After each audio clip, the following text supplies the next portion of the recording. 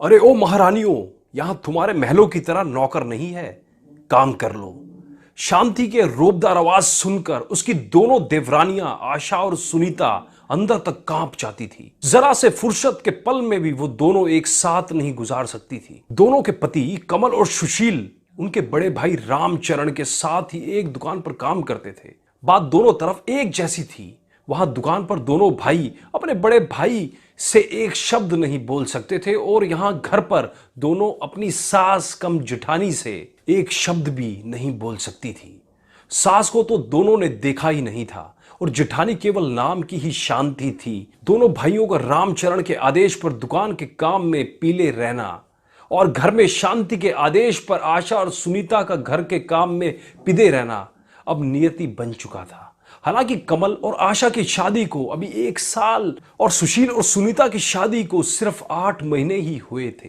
दोनों देवरानियां देर रात को जब घर के काम से निपटती तो अपने हारे थके पतियों से कोई शिकायत नहीं कर पाती थी, लेकिन पतियों को सब पता था पर वो विवशता से कुछ नहीं कह पाते। दोनों भाई सब कुछ जानते और समझते थे पर कुछ नहीं कर पाते थे। माँ बाप के मरने के बाद भाभी ने बड़े भाई को ऐसा काबू में लिया था कि ना कुछ देखते और ना कुछ बोलते थे। घर में सिर्फ शांति भाभी का ही राज था। बड़े भाई के 2 बच्चे थे, एक लड़का और एक लड़की। दोनों भाई अपने भतीजे और भतीजी पर जान छिड़कते थे पर भाभी ने कभी अपने देवरों को नौकर से ज्यादा कुछ नहीं समझा। हर बात में दुभांत करना भाभी की अब आदत सी बन गई थी। दोनों के दिल में भाभी की वैसे तो हर बात चुभती थी पर एक बात आज भी उनके दिल में नश्तर की तरह चुभी हुई थी, जो कमल और सुशील की शादी से पहले हुई थी। हुआ यूं कि एक दिन तीनों भाई एक साथ खाना खाने बैठे।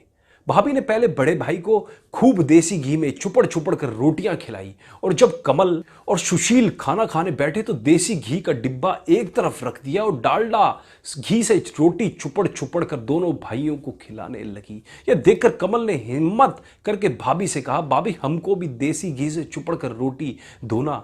बड़े भाई को भी तो आप देसी घी की रोटी देती हो। इतना सुनते ही शांति भड़क गई और बेलन नचा नचा कर बोली, हाँ तुम्हारा बाप बहुत ज्यादा छोड़कर गया है और तुमने बड़े महल खड़े कर दिए हैं जो तुमको भी देसी घी की चुपड़ी हुई रोटियां चाहिए। पर भाभी बाप तो हम सभी भाइयों का एक ही था ना, और अब बड़े भाई ही हमारे पिता हैं, तो आप ये दुभांत क्यों करती है? कमल ने भराए हुए गाल से कहा। इतना सुनते ही शांति का पारा आसमान पर पहुंच गया और उसने बेलन दूर फेंक कर मारा और रामचरण से चिल्लाती हुई बोली, मेरी बस का नहीं है कि सबका काम भी करूं और ताने भी सुनूं। पत्नी को क्रोध में देखकर रामचरण की तो जैसे जान ही निकल गई। अपने ही दोनों भाइयों को बुरा भला कहकर अपनी पत्नी को मनाया। इन सब के बीच अपने भाइयों को यह देखने का भी ख्याल भी रामचरण के मन में नहीं आया। उस दिन दोनों भाई भूखे ही सो गए। समय बीता और कमल सुशील दोनों की शादी हो गई, लेकिन हालात जस के तस थे।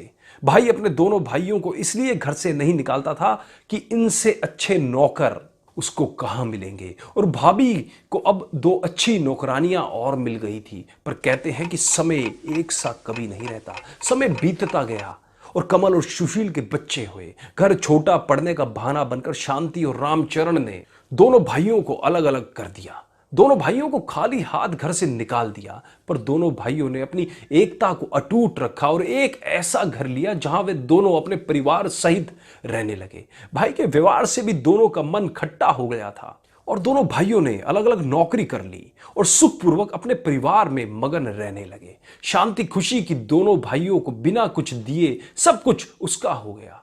समय अपनी गति से चल रहा था। एक दिन रामचरण और शांति के बेटे का भी विवाह हो गया। शांति बड़े अरमानों से अपने बेटी के लिए बहू लेकर आई थी। शादी में बड़े भाई ने अपनी पत्नी प्रेम के चलते अपने दोनों छोटे भाइयों को न्योता नहीं दिया था। इधर कमल और सुशील ने अपने भाई भाभी से रिश्ता तो नहीं तोड़ा था, पर वो रिश्ता अब ऐसा था जैसा बिना खुशबू के फूल, लेकिन अपने किए कर्म सामने जरूर आते हैं, और यह शांति को जल्द ही पता लगने वाला था। समय ने करवट ली।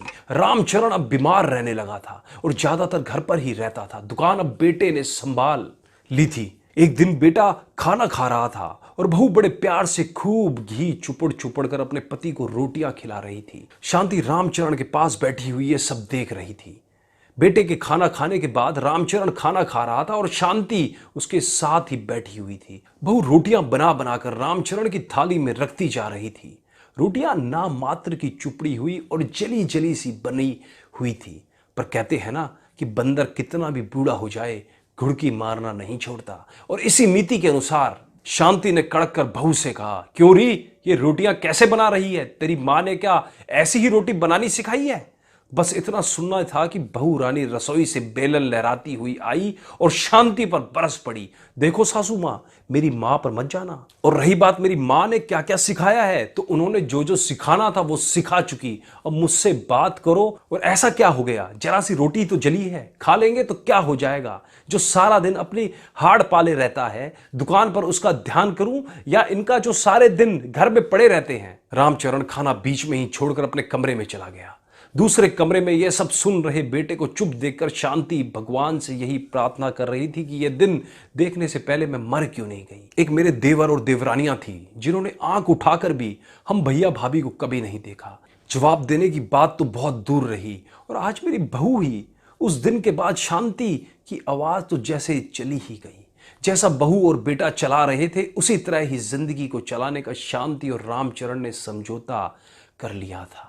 शांति की तानाशाही को अब विराम लग चुका था। शांति अब अपनी देवरानियों के बीच उपहास और दया का पात्र बन गई थी। घड़ी घड़ी पुरानी बातों में खो जाना अब उसकी आदत बन चुकी थी। दोस्तों, हमारे वीडियो से हमेशा जुड़े रहने के लिए आज ही चैनल को सब्सक्राइब करें और हाँ, बेल आइकन को दबाना बिल्कुल भी ना भूलें, जिससे आपको हमारे वीडियो की नोटिफिकेशन हमेशा टाइम पे मिलती रहे। दोस्तों, अगर इस वीडियो ने आपके दिल को छुआ हो तो इसे लाइक और शेयर जरूर करें और हमें इस वीडियो के प्रति आपके बहुमूल्य विचार कमेंट करके जरूर बताएं। धन्यवाद।